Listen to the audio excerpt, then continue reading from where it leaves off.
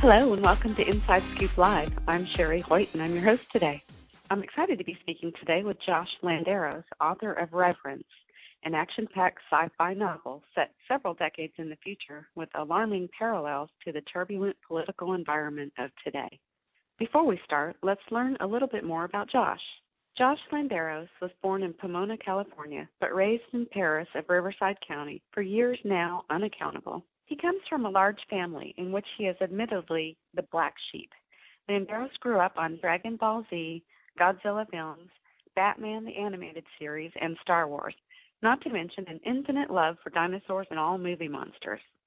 He began writing in middle school, starting with Godzilla fan fictions. He kept writing and eventually created his own world full of characters. In 2016, the dream was finally realized in his first novel, Reverence. He now attends University of California, Riverside, where he majors in History Admin Studies and minors in English. For more information on Josh Landeros and his book Reverence, visit his website at jlanderos5.wixsite.com/Joshua Landeros. Hi, Josh, and welcome to Inside Scoop Live. Hello, glad to be here. I'm excited to talk to you today. Why don't you tell us a little bit about yourself? 90s baby, born April 4th, 1992. I've lived in California pretty much my whole life. I definitely do more traveling. I was born in Pomona, but I've basically lived out in Riverside County, specifically Paris, California, for over a decade now.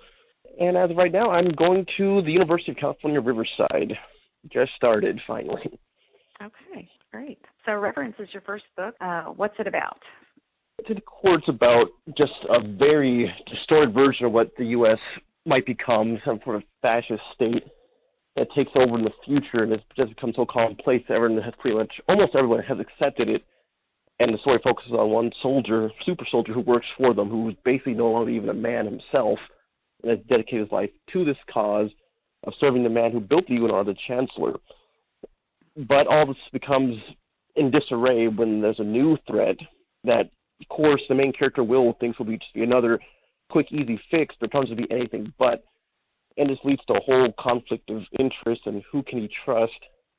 And the whole system becomes basically unraveled in just a matter of days. And what inspired you to write the story? Inspired because, I always loved science fiction. There's in any way, any medium possible, really, movies, comics. So I always wanted to write a science fiction story.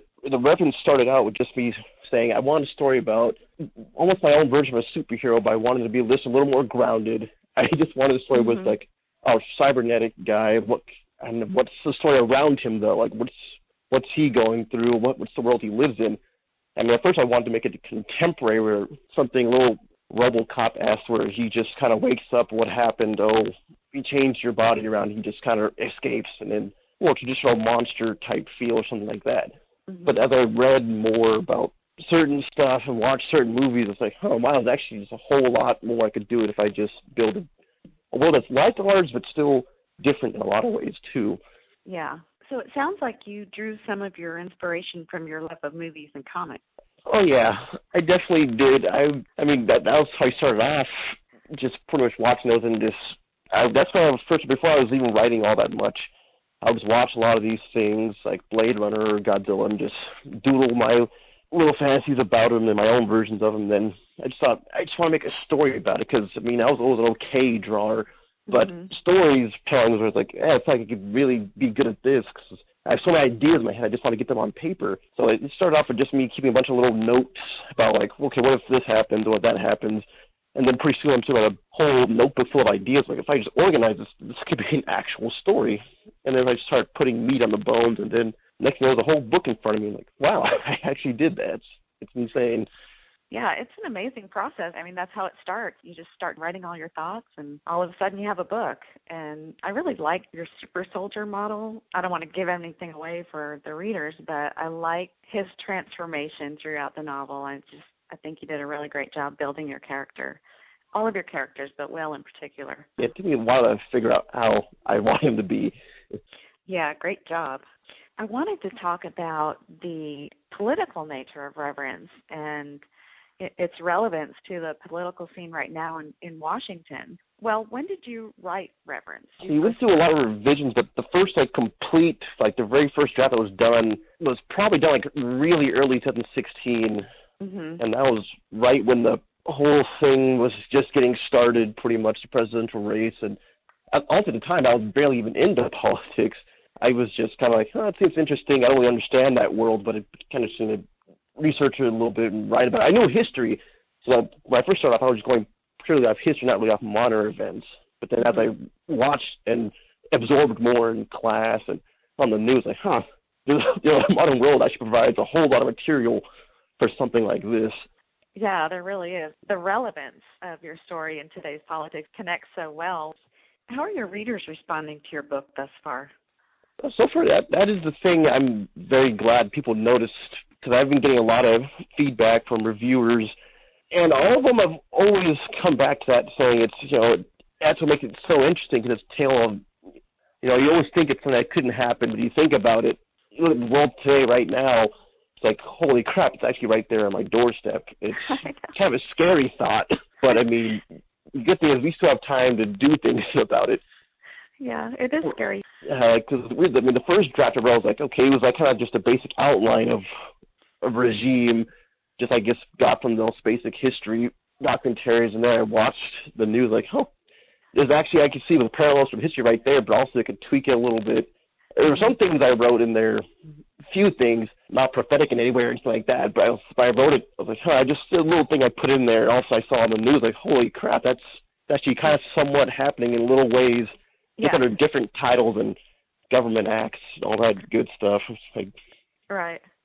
Well, it makes it very interesting for sure. Yeah. I'm definitely glad people noticed it, because that is a good sign. Yeah, absolutely. So you're currently attending school, and what are you studying? When do you graduate? What are your plans after college? Right now I'm doing a history admin studies, and I did add on a minor in English recently. And I should be done if I do the whole summer coursework. I should be done by summer of 2018, I'm told.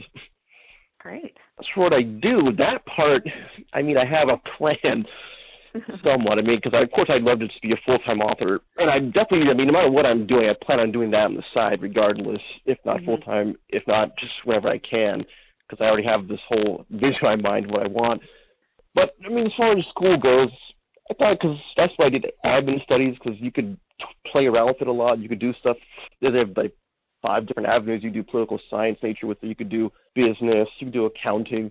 Accounting's not super fun, but, I did somehow ace the class, so I was looking into that possibly. Oh, that's good. And if all else fails, I'll just do teaching. I wouldn't mind being a teacher, honestly. Yeah, I think that's good that you excel in math and English, because it seems like most people are either one or the other. You're either a numbers person or a words person. I'm only good at reading or writing. Accounting was a miracle happened, because when I was in high school, I pretty much stopped at, I think, Algebra 2 or something like that, and everyone else was doing pre-calculus, and I was no way, I don't want to touch that stuff. It's scary. It is scary, I agree. So, are you working right now as well, or just going to school? I actually am working, but it's a job that I get so few hours. Sometimes I forget I even have a job at times, but it's fine for college. Exactly. Yeah. Well, it sounds like you have a full plate. You said you were a movie buff. What kind of movies do you like?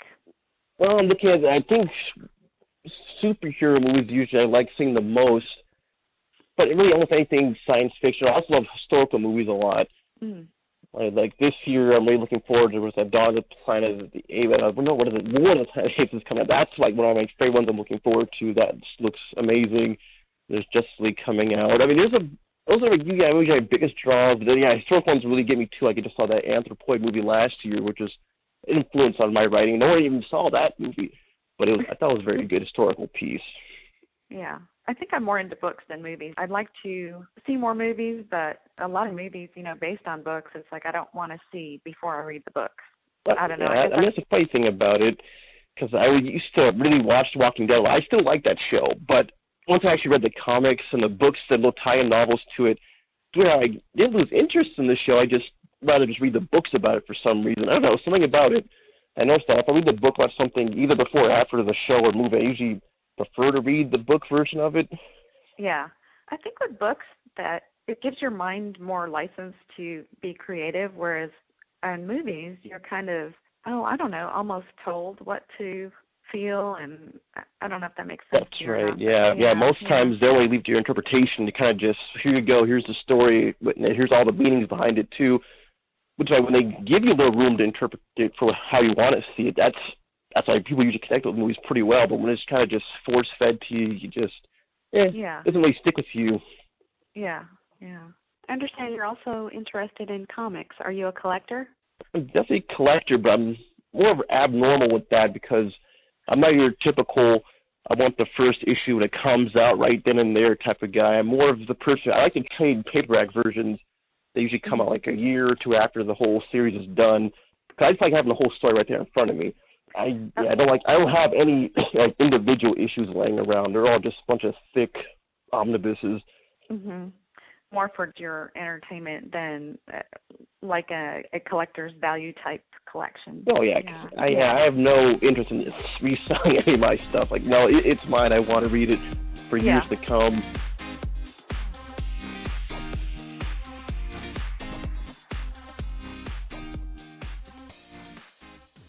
Inside Scoop Live is a global internet-based broadcast specialized in interviewing published authors about their current books and their areas of expertise. Join us and hear both well-known and upcoming writers talking candidly about their life, experience, as well as the business of being an author in today's literary world. Always interesting and current, we strive to bring our audience high-quality discussions that spotlight a vast diversity of authors in the field today. Our interviews are available 24/7 through direct podcasts as well as MP3 download from your computer for your convenience. Please visit us at InsideScoopLive.com.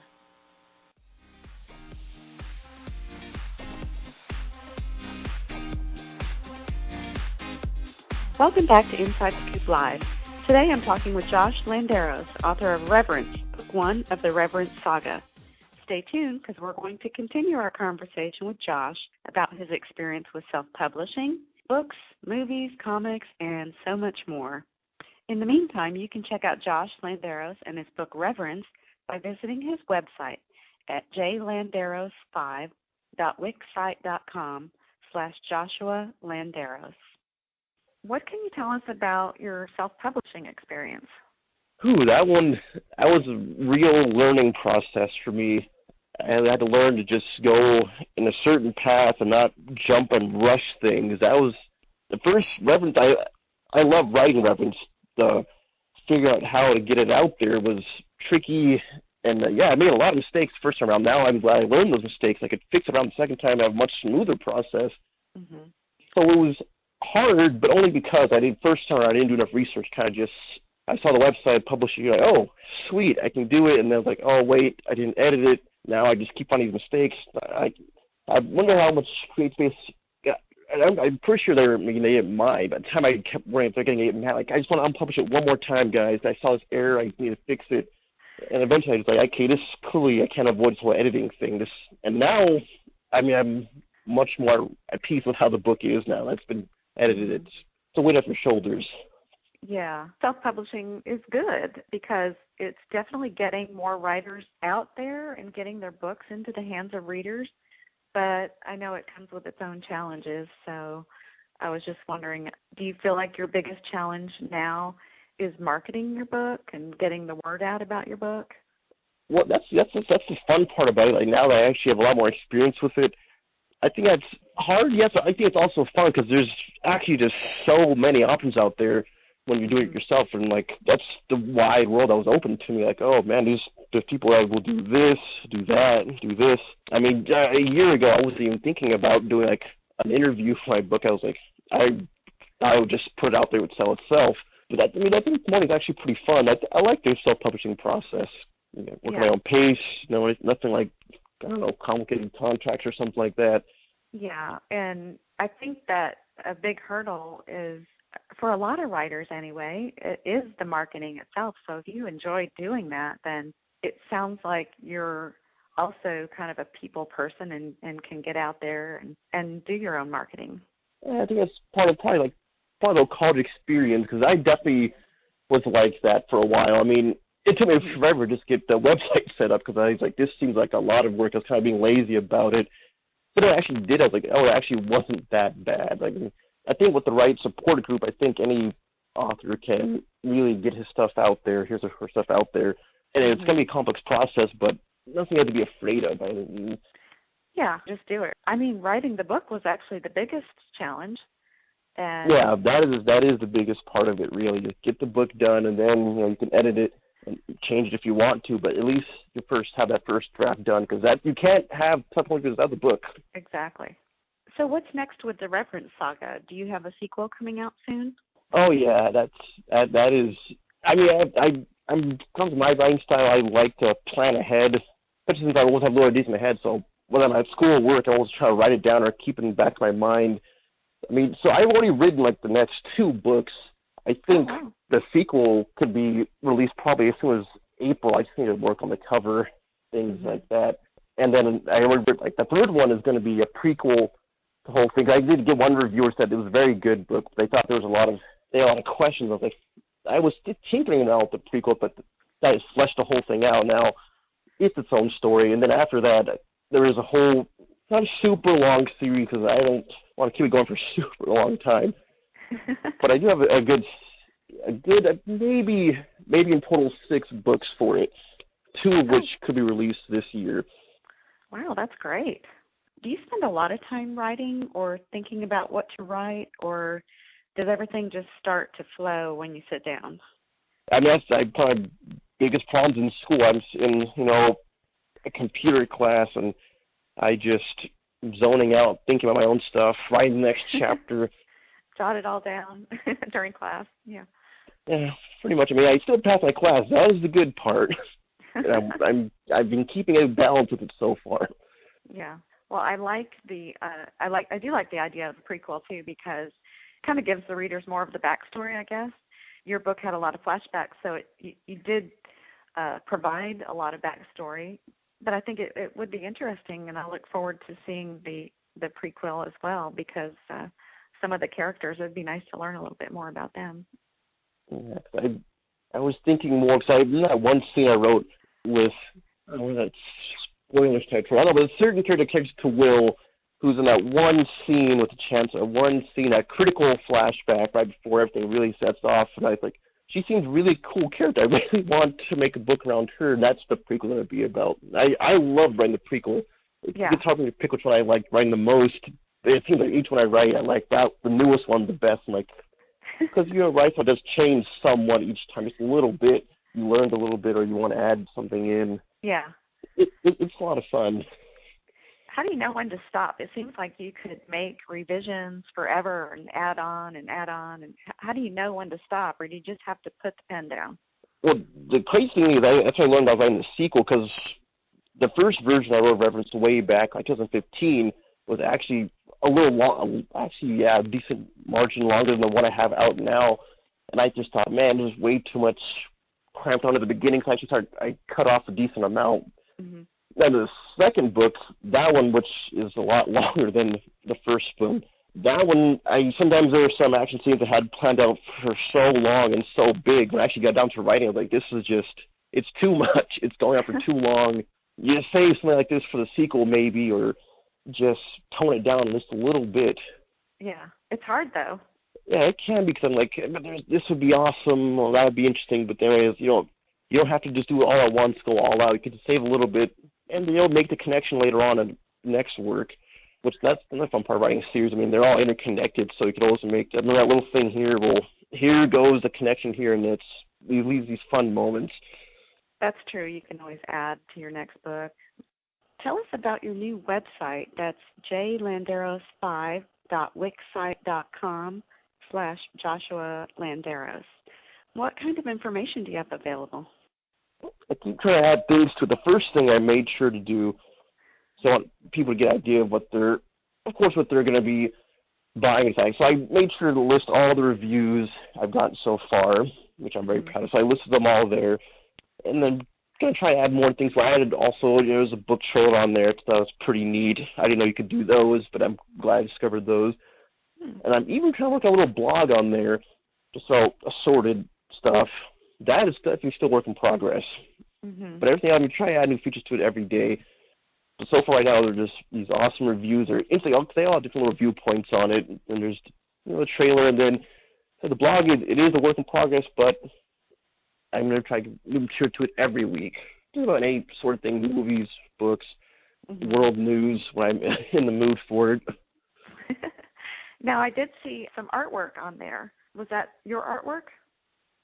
Oh, yes, indeed. That was some of it. A lot of it was original. I wanted for the cover, and that was another thing I learned about publishing. That if you want a really nice cover, you got to just pay just a little bit more. So nowadays, I'm all for. Before I was a little holding back. So I'll just take this. I mean, I still like the cover of the first book, but I still wanted actually just a little more.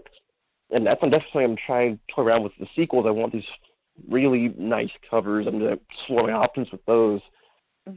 Yeah, I wanted to put that artwork on the website because that was pretty important. Because I'm a writer, you're always visualizing what it looks like in your mind. And I'm not that good of a drawer, but at that time I just this is what I think it would look like. Yeah, that's really good. Yeah, someday I might get back into the whole sketching thing. As of right now, I just time to time. Right. So who are some of your favorite authors? What do you like to read? I like to read a whole lot of things, including nonfiction too. But I think my favorite fiction genres are probably the golden three for me: science fiction, horror, and fantasy. And then looking at my bookshelf right now, and there's a whole lot of Stephen King there. Yeah. Stephen King's definitely up there for me. Like just when it comes to nonfiction, like Chris Hedges, I think his stuff is great. He writes a lot about politics and social activism. And then, of course, I like a lot of comics up here, too. I really like Alan Moore and Frank Miller. They write great stuff. Makes you think about long after you're done reading it. Oh, yeah. I like books like that. Yeah. I think Stephen King, my favorite thing. That's probably my favorite series ever written was probably The Dark Tower. That was such a good read. Now, it's going to be a movie, apparently, but I got to see that, see how it measures up. But the books were fantastic. And the good thing about them, they encompass so many genres in one book. That's something I want to emulate in my own work. Yeah. But that's a good thing about self-publishing, too, is that, when you go with a traditional publisher, they kind of want you to focus on one specific genre. And I think a lot of stories nowadays, just kind of span across several genres, and it actually makes it more interesting, in my opinion. Yeah, I think that's what I wanted to do with mine. I don't want to delve into fantasy per se, but I did want to stretch limits beyond just normal military science fiction. Just add a little bit tidbits in there. And I think with your prequel, that kind of opens the door to some of that as well, focusing on the characters so much as the military battle type scenes, Yeah, that's why I was looking forward to that since Evans just kind of starts off. He's he's already this cyborg soldier who works for his government, but in the prequel, you kind of see how his family started normal people who get sucked into this whole war that goes on for years, even without people like Will's knowledge that was going on. Yeah. Josh, I've really had a lot of fun getting to know you better. We're about out of time, but before we go, I do have one final question, and that is, what advice would you give to aspiring authors? I would definitely say, no matter the first thing, whatever what your idea is, how small it is, or if you think it's not original, I think just go for it anyways. You could always tweak everything later on, you'll learn something in the process, but just keep on doing it. Because that's the thing, I first wrote Reverence, I was kept second-guessing myself. I wonder if this is original enough. All this sounds dialogue, some kind of stale, I don't know. Which I did first one took me so long to finish. So that I was like 20 hours since high school. Oh, wow. And finally just said, I'm just going to go for it. Screw it. It doesn't matter if people second-guess me or say waste of time. But I was like, no, I just want to do it. If I don't do it, I'm going to be like, what a wasted opportunity. So just keep on writing, no matter what. Yeah, just get it on paper. That's the hardest part. Yeah, just tell it, and you'll have a lot of fun with it. Yeah. Is there anything else you wanted to share with our listeners today? So I say keep writing and definitely keep reading and watching stuff because it's a lot of inspiration. It gets your mind going and thinking about stuff. Well, Josh, thank you so much for joining us today. It was really a pleasure having you here, and look forward to talking to you again soon. Thanks for having me. It was great fun. To our listeners, thank you for joining us today at Inside Scoop Live for my interview with Josh Landeros, author of Reverence. Once again, you can find more information on Josh and his book at his website, jlanderos5.wixsite.com/Joshua Landeros. And be sure to check out our other interviews at www.insidescooplive.com.